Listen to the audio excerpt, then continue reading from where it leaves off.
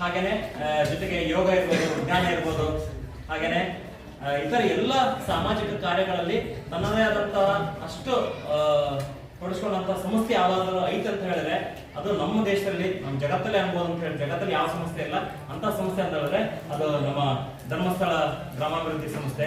ಹಾಗಾಗಿ ಅದರ ನೇತೃತ್ವ ವಹಿಸಿದಂತವರು ಯಾರಂತಂದ್ರೆ ಡಾಕ್ಟರ್ ವೀರೇಂದ್ರ ಕಲಾ ಸಂಸ್ಥೆಯ ಎಲ್ಲ ಪದಾಧಿಕಾರಿಗಳು, ಜೊತೆಗೆ ಕನ್ನಡ ಸಾಹಿತ್ಯ ಪರಿಷತ್ತಿನ ತಾಲೂಕು ಘಟಕದ ಅಧ್ಯಕ್ಷರಾದಂತಹ ಟಿ ವೀರೇಂದ್ರ ಅವರು ಕೂಡ ಉಪಸ್ಥಿತರಿದ್ದು ಈ ತಿಂಗಳ ಈ ಬೆಳದಿಂಗಳ ಗಾನಸುದ್ದಿ ಕಾರ್ಯಕ್ರಮ ಯಶಸ್ವಿಗೊಳಿಸಿದೆ. ಯಾವ ಸಂಸ್ಥೆಯ ಕೊಡುಗೆ ಅಂತ ಹೇಳಿದ್ರೆ ನೋಡಿ, ಎಷ್ಟೋ ನಿಮ್ಮಲ್ಲಿ ಬೆಂಚ್, ನಮ್ಮ ಸರ್ಕಾರದ ಬೆಂಚುಗಳಿಗಿಂತ ತುಂಬಾನೇ ಅತ್ಯುತ್ತಮವಾದ ಗುಣಮಟ್ಟದ ಡೆಸ್ಕ್ ಅನ್ನು ಒದಗಿಸ್ತಾ ಇದ್ದಾರೆ. ಹಾಗೆ ನೋಡ್ರಿ, ಆಲ್ರೆಡಿ ಎಲ್ಲ ಮಲ್ಲೇಶ್ವರ ಶಾಲೆಯಲ್ಲಿ ಏನಾಗಿದೆ, ಆಲ್ರೆಡಿ ಒಬ್ಬ ಅತಿಥಿ ಶಿಕ್ಷಕರಿಗೆ 10,000 ರೂಪಾಯಿ ಕೊಟ್ಟು ಅವ್ರು ಏನ್ ಮಾಡ್ತಾ ಇದ್ದಾರೆ, ಅತಿಥಿ ಶಿಕ್ಷಣ ಕೊಟ್ಟಿದ್ದಾರೆ. ಜೊತೆಗೆ ನಮ್ಮ ಶಾಲೆ ಟ್ಯೂಷನ್ಗೆ ಅವ್ರು ವ್ಯವಸ್ಥೆ ಮಾಡಿದ್ದಾರೆ. ಅವರಿಗೆ ನಮ್ಮ ಶಾಲೆಯಿಂದ, ನಮ್ಮ ಶಾಲೆ ಪರವಾಗಿ ಮತ್ತೊಮ್ಮೆ ಧನ್ಯವಾದಗಳನ್ನು ತಿಳಿಸ್ತಾ ಇದ್ದೀನಿ. ಅದು ಏನಂತ ಹೇಳಿದ್ರೆ ಇಷ್ಟು ಏನಂತ ಕಾಳಜಿ ನಿಮ್ಮ ಮೇಲೆ. ಹಾಗಾಗಿ ಆ ಒಂದು ಕಾಳಜಿ ಮುನ್ನ ಏನಂತ ಹೇಳಿದ್ರೆ ಇವತ್ತು ಉದ್ಘಾಟನೆ ಮಾಡೋಣ. ಎದ್ರ ಮೂಲಕ ಅಂತ ಹೇಳಿದ್ರೆ ಗಿಡಗಳಿಗೆ ನೀರಿನ ಮೂಲಕ ವೇದಿಕೆ ಎಲ್ಲರೂ ಏನ್ ಮಾಡೋಣ, ಅದಕ್ಕೆ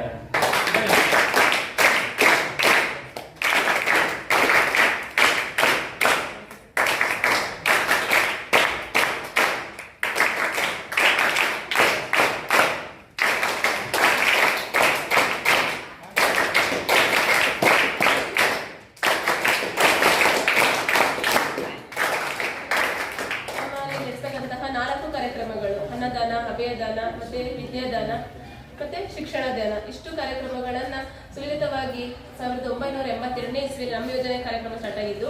ನೀವು ಧರ್ಮಸ್ಥಳ ಯೋಜನೆ ಅಂತ ಎಲ್ಲ ತಿಂಕಗಳು ಏನೈತೆ, ಲೋನ್ ಕೊಡ್ತಾರೆ, ಲೋನ್ ರಿಕವರಿ ಮಾಡ್ತಾರೆ, ಲೋನ್ ಕಟ್ಟಿಸೋದು, ಪ್ರತಿ ವಾರ ರಿಕವರಿ ಮಾಡ್ತಕ್ಕಂಥದ್ದು, ಕಷ್ಟಗಳಿಗೆ ಲೋನ್ ಅನ್ನ ಕೊಡ್ತಕ್ಕಂಥದ್ದು, ಇದಷ್ಟೇ ಧರ್ಮಸ್ಥಳ ಯೋಜನೆ ಅಲ್ಲ. ಅನೇಕ ಕಾರ್ಯಕ್ರಮಗಳನ್ನ ಧರ್ಮಸ್ಥಳ ಗ್ರಾಮಾಭಿವೃದ್ಧಿ ಯೋಜನೆ ನಡೆಸ್ತಾ ಬರ್ತಿದೆ. ಅದರಲ್ಲಿ ಇದು ಒಂದು ಉತ್ತಮವಾದ ಫಲಿತಾಂಶ ಬರಬೇಕು. ನಾವು ಮಕ್ಕಳಿಗೆ ಕೊಡ್ತಕ್ಕಂಥದ್ದು ಒಂದೇ ಒಂದು ಉದ್ದೇಶಕ್ಕೋಸ್ಕರ. ಇವತ್ತಿನ ಜನರೇಷನ್ ಅಲ್ಲಿ ಏನು ಕಲಿಸಕ್ಕಾಗಲ್ಲ, ನಾವು ಮಕ್ಕಳಿಗೆ ಕೊಡ್ತಕ್ಕಂಥ ವಿದ್ಯೆ ಮಾತ್ರ. ಅದೇ ಒಂದು ದೊಡ್ಡ ಉತ್ತಮವಾದ ಸಾಧನೆ. ನಮ್ಮ ತಂದೆ ತಾಯಿ ಸಾಕಷ್ಟು ಕಷ್ಟಗಳನ್ನ ಪಟ್ಟಿದ್ದಾರೆ, ಇವತ್ತು ಕೂಡ ಪಡ್ತಾ ಇದ್ದಾರೆ. ಅದು ನಮ್ಮ ಕಷ್ಟ ಏನಂತ ಮಕ್ಕಳಿಗೆ ಇವತ್ತು ಹೇಳ್ಕೊಡ್ತಾ ಇಲ್ಲ. ಅವತ್ತಿನ ಕಾಲದಲ್ಲಿ ಏನಿತ್ತು, ನಾವೇನ್ ಕಷ್ಟ ಪಡ್ತೀನೋ, ಬಡವರು ಅಥವಾ ಶ್ರೀಮಂತರು, ನಮಗೆ ತಿನ್ನಕ್ ಅನ್ನ ಇದೆ, ಅನ್ನ ಇಲ್ಲ, ಎಲ್ಲರೂ ಕಷ್ಟಗಳನ್ನ ನೀಗುತ್ತಾ ಒಂದು ಪಾರ್ಟ್ ಟೈಮ್ ಕೆಲಸ ಮಾಡ್ತಾ, ಮನೆಯಲ್ಲಿ ಒಂದಲ್ಲಿ ಕೆಲಸ ಮಾಡ್ತಾ, ಅದ್ರ ಜೊತೆಯಲ್ಲಿ ಓದ್ತಾ ಇದ್ರು ಮಕ್ಕಳು. ಇವತ್ತಿನಲ್ಲಿ ನಿಮಗೆ ಯಾವ್ದು ಕಷ್ಟ ಇಲ್ಲ. ಏನ್ ಕಷ್ಟ ಪಡ್ಬೇಕು, ಒಂದು ಓದ್ಬೇಕು, ಒಂದು ಬಟ್ಟೆ ತಗೊಳಕ್ ಒಂದು ಕಷ್ಟ ಪಡ್ಬೇಕು, ಐಫೈ ಲೈಫ್ ಜೊತೆಗೆ ನಾವ್ ಲೀಡ್ ಮಾಡ್ಬೇಕಂದ್ರೆ ಯಾವ್ದೇ ರೀತಿ ಕಷ್ಟ ನಿಮಗೆ ಕೊಟ್ಟಿಲ್ಲ. ಸಾವಿರಾರು ತಾಪತ್ರೆಗಳಿದ್ರು ಕೂಡ ನಮ್ ಕಷ್ಟ ನನ್ನ ಮಕ್ಕಳಿಗೆ ಬರಬಾರ್ದು ಅಂತ ಹೇಳಿ ಇವತ್ತಿನ ದಿನಗಳಲ್ಲಿ ತಂದೆ ತಾಯಿ ಕಷ್ಟಪಟ್ಟು ಓದಿಸ್ತಾ ಇದ್ದಾರೆ. ಆದ್ರೆ ನಾವೆಲ್ಲ ಏನ್ ಮಾಡ್ತಾ ಇದೀವಿ, ಓದ್ತಾ ಇದೀರಾ? ನನಗೆ ಬಂದ ತಕ್ಷಣ ಒಂದು ನೋಡಿದೆ ಸರ್, ಲೈನ್ ನಿಲ್ಸಿದ್ರು ನಿಮ್ಮನ್ನೆಲ್ಲ. ಕೇಳಿ ನಾನು, ಯಾಕೆ ಸರ್ ಪನಿಷ್ಮೆಂಟ್ ಇವ್ರಿಗೆಲ್ಲ ಅಂತ. ಗೌರವಿಸ್ಬೇಕು, ಇಷ್ಟೆಲ್ಲ ಸಹಕಾರ ಕೊಟ್ಟು ನಮ್ಮ ಟೀಚರ್ಸ್ ನಮಗೆ ಪಾಠ ಮಾಡ್ತಾ ಇದಾರೆ. ಅವ್ರಿಗೊಂದು ಗೌರವ. ನೀವ್ ಏನ್ ಕೊಡ್ತೀರಿ ಟೀಚರ್ಸಿಗೆ? ಕೊಡ್ತೀರಿ ಏನಾದ್ರು? ಏನ್ ಕೊಡ್ತೀರಿ? ಏನು ಕೊಡಲ್ಲ. ನೀವು ಒಂದು ಉತ್ತಮವಾದ ಸ್ಥಾನಕ್ಕೆ ಹೋದಾಗ, ಅವರೆಲ್ಲರೂ ರೋಡಲ್ಲಿ ನೀವು ಸಿಕ್ಕಾಗ, ನಮಸ್ತೆ ಸರ್, ನಾನು ಈ ಕೆಲಸದಲ್ಲಿದ್ದೀನಿ ಅಂತ ಹೇಳ್ತಿರಲ್ಲ, ಅದಕ್ಕಿಂತ ದೊಡ್ಡದಾದಂತಹ ಸಾಧನೆ ಯಾವುದೂ ಇಲ್ಲ. ಅದಕ್ಕಿಂತ ದೊಡ್ಡದಾದಂತಹ ಗೌರವ ಶಿಕ್ಷಕರಿಗೆ ಇನ್ಯಾವುದೂ ಇಲ್ಲ. ಅಷ್ಟೇ ನಿಮ್ಮಿಂದ ಬಳಸ್ತಕ್ಕಂಥದ್ದವರು. ಅವ್ರು ಏನೇನೋ ಸಮಸ್ಯೆ ಇದ್ರು, ಏನೇ ಕಷ್ಟ ಸುಖಗಳಿದ್ರು, ಅವ್ರ ತಂದೆ ತಾಯಿಗೆ ಏನೋ ಸಮಸ್ಯೆ ಇದ್ರು ಕೂಡ ಒಂದು ದಿವಸ ಬಿಟ್ರೆ ನಮ್ ಕ್ಲಾಸ್ ವೇಸ್ಟ್ ಆಯ್ತು.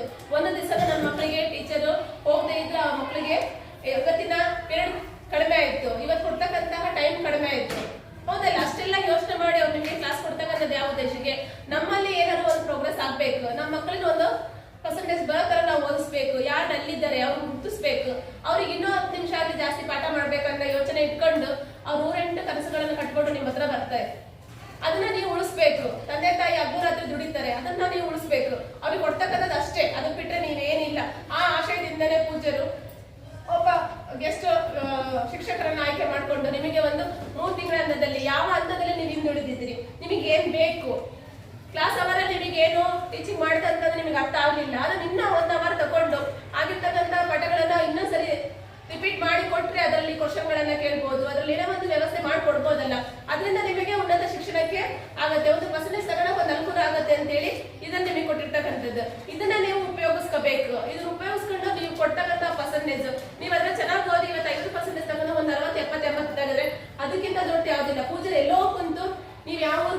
ನೀವು ಯಾರ ಮಕ್ಕಳು ಗೊತ್ತಿಲ್ಲ, ಏನು ಗೊತ್ತಿಲ್ಲ. ಆದ್ರೆ ನಿಮ್ಮನ್ನ ಗುರುತಿಸಿ ಅವರು ನಿಮಗೆ ಈ ಕ್ಲಾಸ್ ಅನ್ನ ನಿಮಗೆ ಕೊಟ್ಟಿದ್ದಾರೆ ಅಂತಂದ್ರೆ ಅವ್ರು ಕೊಡ್ತಕ್ಕಂತ ಗೌರವ ಏನು? ನಿಮ್ಮ ಕ್ಲಾಸಿಗೆ ಬರ್ತಕ್ಕಂತ SSLC ಬರ್ತಕ್ಕಂತ ಒಳ್ಳೆ ಪರ್ಸೆಂಟೇಜ್ ಅದನ್ನ ನೀವು ಕೊಟ್ರೆ ಇನ್ನೊಂದಿಲ್ಲ. ಅದಕ್ಕೋಸ್ಕರ ನಿಮ್ಗೆ ಹೇಳ್ತಕ್ಕಂಥದ್ದು ಚೆನ್ನಾಗಿ ಓದಿ, ಮಕ್ಕಳಿಗೆ ನಿಮ್ಮ ತಂದೆ ತಾಯಿಗೆ ಒಳ್ಳೆ ಮಾದರಿಯಾಗಿ, ಶಿಕ್ಷಕರಿಗೆ ಒಳ್ಳೆ ಮಕ್ಕಳಾಗ್ಬೇಕು, ಒಳ್ಳೆ ಪರ್ಸೆಂಟೇಜ್ ತಂದು ಕೊಟ್ರೆ ಅಂದ್ರೆ ಅದಕ್ಕಿಂತ ದೊಡ್ಡ ಅವರು ಖುಷಿಯಾದ ಸಂಭ್ರಮದಂತಹ ಕ್ಷಣ ಇನ್ನೊಂದಿಲ್ಲ. ಅದಕ್ಕೋಸ್ಕರ ಉತ್ತಮ ರೀತಿಯಲ್ಲಿ ಓದಿ, ತಪ್ಪು ಮಾಡೋದು ಸಾವಿರಾರು. ನಿಮ್ಮ ಜೀವನದ ಟ್ರ್ಯಾಕಿಂಗ್ ಲೈಫ್ ಇದು SSLC. ನೀವು ಈ SSLC ಏನ್ ಮಾಡ್ತೀರೋ, ನೀವು ಯಾವ ಪರ್ಸೆಂಟೇಜ್ ತೆಗಿತೀರಿ, ಮುಂದಿನ ಜೀವನ ನಿಮ್ದು ಅದೇ ಕಟ್ಕೊಂಡು ಹೋಗ್ತೈತಿ.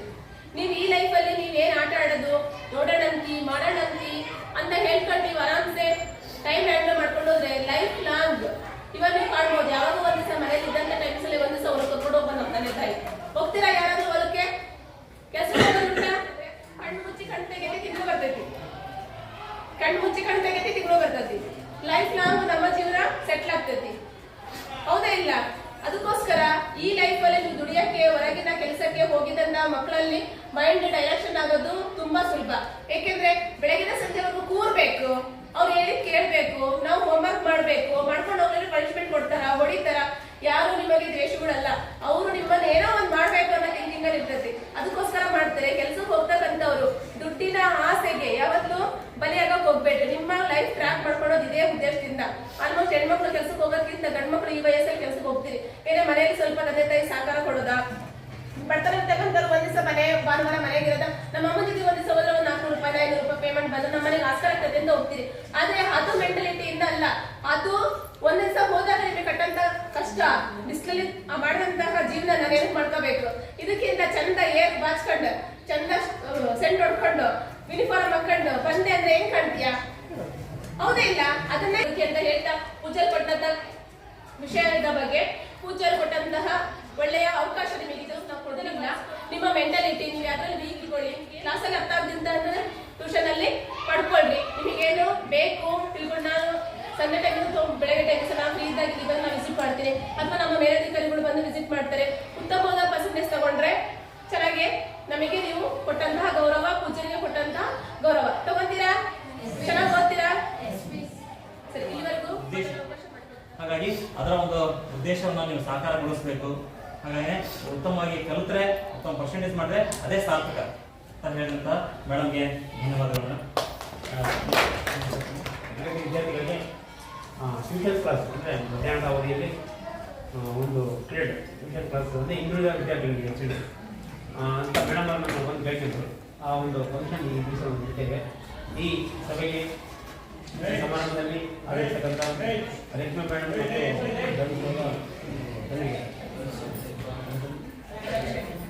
ಟ್ಯೂಷನ್ ಕ್ಲಾಸನ್ನು ನಡೆಸಿರುವಂಥ ನಮ್ಮ ಅತಿಥಿ ಶಿಕ್ಷಕರಾದ ವಿನಾಯಕ್ ಸರ್ ಅವರೇ ಹಾಗೂ ನನ್ನ ನೆಚ್ಚಿನ ವಿದ್ಯಾರ್ಥಿನಿಯರು, ಇದೊಂದು ಸಂತೋಷದ ವಿಷಯ. ಯಾಕಂದರೆ ಶಾಲೆಯಲ್ಲಿ ಹಿಂದುಳಿದ ವಿದ್ಯಾರ್ಥಿಗಳಿಗೆ ನಾವು ಏನು ಮಾಡಬೇಕು, ಫೋಕಸ್ ಮಾಡಬೇಕು ಅಂತಂದರೆ ಆಗಲ್ಲ.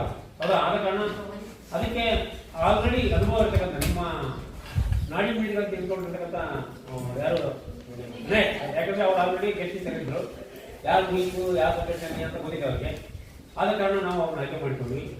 ಅವರು ನಿಮಗೆ ಪ್ರತಿನಿತ್ಯ ಒಂದು ಪ್ಲೇಟ್ ತೊಗೊಳ್ತಾರೆ. ಅಂದರೆ ಅದೇ ಟ್ಯೂಷನ್ ಕ್ಲಾಸ್ನಲ್ಲಿ ನಿಮಗೆ ಗಣಿತದಲ್ಲಾಗಿರ್ಬೋದು, ವಿಜ್ಞಾನದಲ್ಲಾಗಿರ್ಬೋದು, ಅಥವಾ ಬೇರೆ ಯಾವುದೇ ಇದ್ದರೆ ಕೇಳಿ ಹೇಳ್ತಾರೆ.